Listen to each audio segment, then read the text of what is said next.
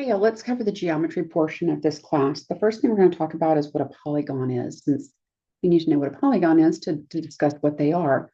We have a polygon is a closed two-dimensional shape with straight sides. So this guy right here is not a polygon. He has curves. If you see something like this, not closed, that is not a polygon. It does have straight sides, but it is not closed. Okay, so the ones we're going to talk about here, these four are polygons. You're going to see these throughout the portion of your problem solving. And the first one is rectangle. A rectangle is just a four-sided shape where the sides are parallel to each other. So this side is parallel to this side. They'll never cross. And this side is parallel to this side. This side is equal to this side in distance, as well as this side is equal to this side. They are right angles, so they will be perfectly perpendicular, not like I drew them. So don't judge based on what I drew. The perimeter is 2 times the base plus 2 times the height, or if you learned length times width for your area, just change this and make it 2 times length plus 2 times width. I think I interchange them anyways during class. The other thing you can do is if you don't want to use the formula, is just add up all your sides. It's just the perimeter of the shape itself. Area is the amount of space that the shape is covering. Okay. The next one is a triangle. A triangle, and I'm just going to do a basic right triangle here. You add up all the sides. Now you won't necessarily have all the sides, but once you can find all the sides to find the perimeter, you just add up all the sides.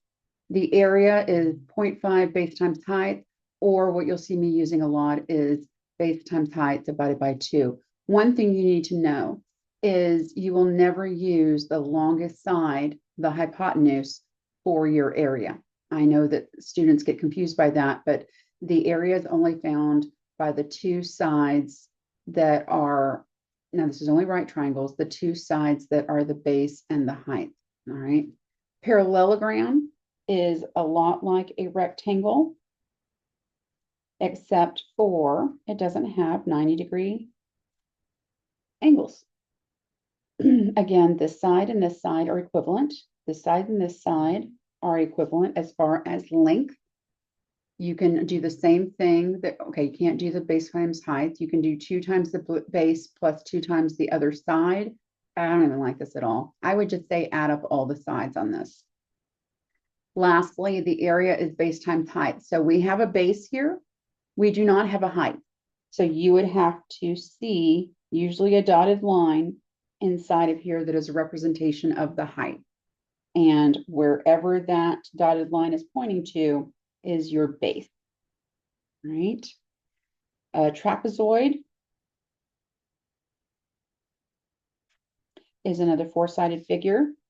And this side is base 1. This side is base 2. And then you'll have a height that's represented inside or on the outside of the trapezoid.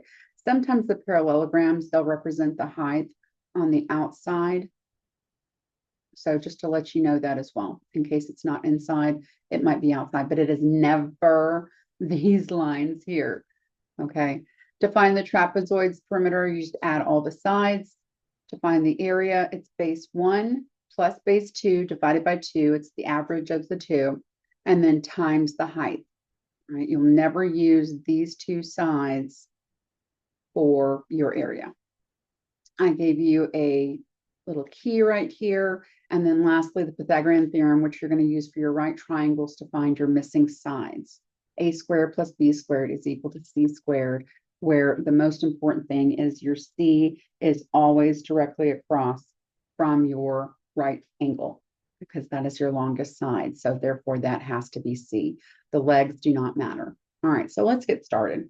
I know I went a little fast. We're going to slow down once we actually get into them, and I'll be able to do them on an individual basis. So the first one is the perimeter of a rectangle shown below.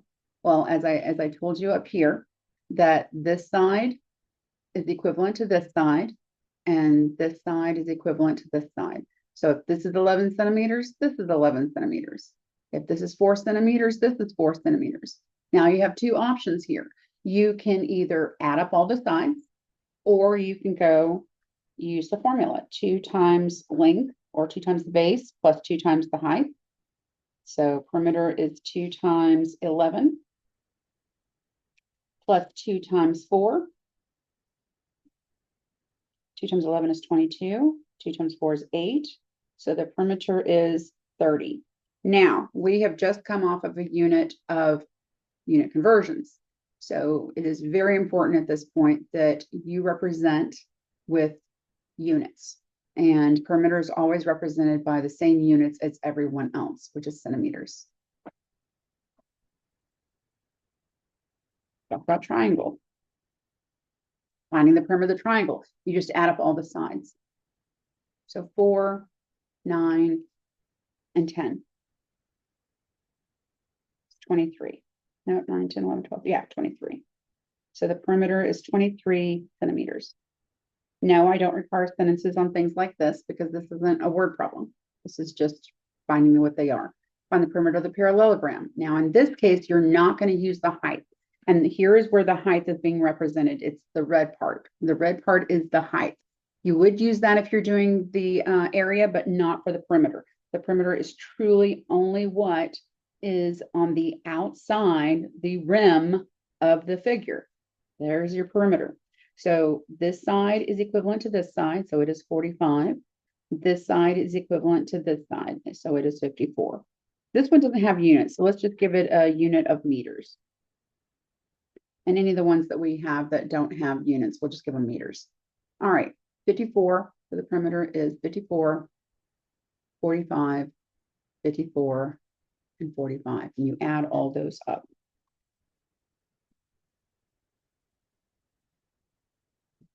And there's 198 meters. Next one is the perimeter of a trapezoid shown below. Again, the inside number that we're seeing here is the altitude or the height of the trapezoid. We would use that for the area, but we do not ever use that for the perimeter, ever.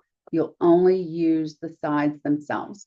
So the perimeter is 12.4, 27.7, 31, and 25.6. And again, we're going to call this meters.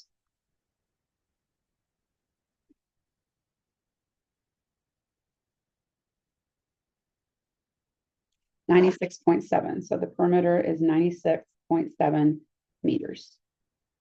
All right, next one, the perimeter of the figure shown below. Okay, again, meters, because I don't have a unit with it. So the best way I can say this is, first you have to find the sides that are missing. We're missing this side, and we're missing this side. You have to use sides that are like with the red one. It is a horizontal side. So we can only use horizontal sides to help us find what it is. We can't use the 3 or the 8, they're vertical. We have to only use horizontal.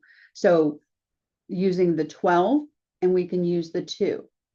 If this red line went all the way across from here to the side with the 8, that side would be 12, but it's not. So I always start off with 12 because that's what it could be. But what part is missing? The part that's missing is another horizontal piece, which is 2. So that means that this red line is 10. Let's look at the green one. Since it is a vertical line, we can only use vertical lines to find what's missing or find what's the missing side. So we can only use 8 and 3. Okay. So because if this went all the way down to the bottom, it would be 8. Not, it's missing this piece here, which is 3. So it is 5. Okay. Now we can find the perimeter. 2, 5, 10, 3, 12, and 8. You will have one like this on your test. And our perimeter is 40 meters. Now we're going to talk about area. area of a triangle. Now this one, get rid of that line. Oh, there we go. Area of a triangle, I'm going to use, you can use 0.5 base times height. I'm going to use base times height divided by 2. So how I was raised, my base is 12. My height is 4. And divide that by 2. So my area is 24. Now, up to now, everything has been measured in the regular units, like perimeter is measured in meters, if this was finding the perimeter. Area, please put somewhere on your notes that area is always measured in squares. That means the unit needs to be squared, not the numbers. There's only 2 you have to worry about for this. Area is measured in squares, and then volume will be measured in cubes. Everything else will be the same unit as what's being provided to you on the picture or the words, okay? So if our area is measured in squares, that means we're going to be meters squared. Or you could say square meters, or you could write the whole thing out. It's your call. Just represent the square.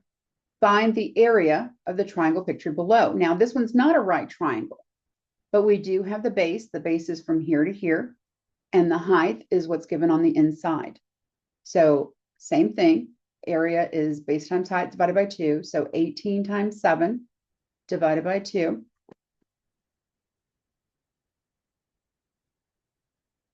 And divide that by 2 is 63. So the area is 63 inches squared. I will take points off for that. It is very important that you understand the area is measured in squares and volume can be measured in cubes. Volume will be the last thing we do. Find the area and perimeter of the trapezoid shown below. Perimeter is just adding up all the sides. So 14, 5, 20, and 5. 44, 20, 10, 14. Yeah. Now, perimeter is just measured with what they're given, centimeters, because it's just adding up the side. Area is representation of the whole part of the trapezoid, the inside part. So we have to do, the area is base 1 plus base 2 divided by 2, and then times the height. Base 1 is 14, base 2 is 20, divide by 2, times, now the height is 4, not 5. Here's the other thing. If you try to put 14 plus 20 divided by 2 times 4 in your calculator, it's going to be wrong because the calculator can only do what you tell it to. And so if you do that, you're telling the calculator, hey, 14 plus, and then 20 divided by 2 times 4. And you don't want to do that. So when you put this in your calculator, 14 plus 20 equals divided by 2 times 4. The plus has to be done with an equals, or you need to put parentheses around the numerator and then divide by 2. Okay, so our area is 68 centimeters, but it's area, so it has to be squared. Find the area and perimeter of the parallelogram. Well, perimeter is just adding up all the sides, and the sides have to be equivalent that are across from each other. So this is 52, this is 52, this is 54, this is 54. So 52, 54, 52, and 54.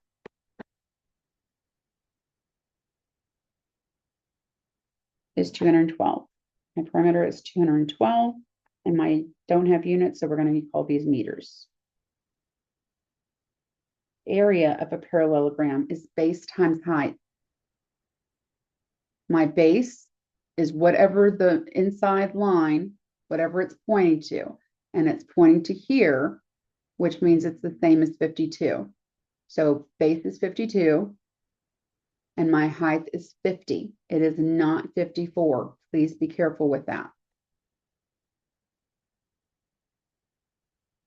And that is 2,808.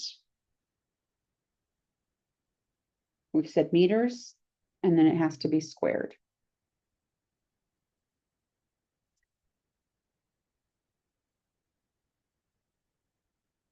Okay, now we're going to find the hypotenuse. Find the length of the hypotenuse of a triangle pictured below. Write the answers in exact and approximate form. All right, remember the hypotenuse is the longest leg. It's also the one that's directly across from the right angle because the right angle is going to be your largest angle. So this has to be C. I'm going to label it also as hypotenuse so you know. Hypotenuse is always C. And we're going to use Pythagorean theorem to find C. It doesn't matter which one's A or which one's B, granted they're the same, but even if they weren't like these, it's not going to matter which one you use for A and B. What matters is C. So 8 squared plus 8 squared is equal to C squared. 8 squared is 8 times 8, which is 64. And now we add them. Sneeze. Excuse me.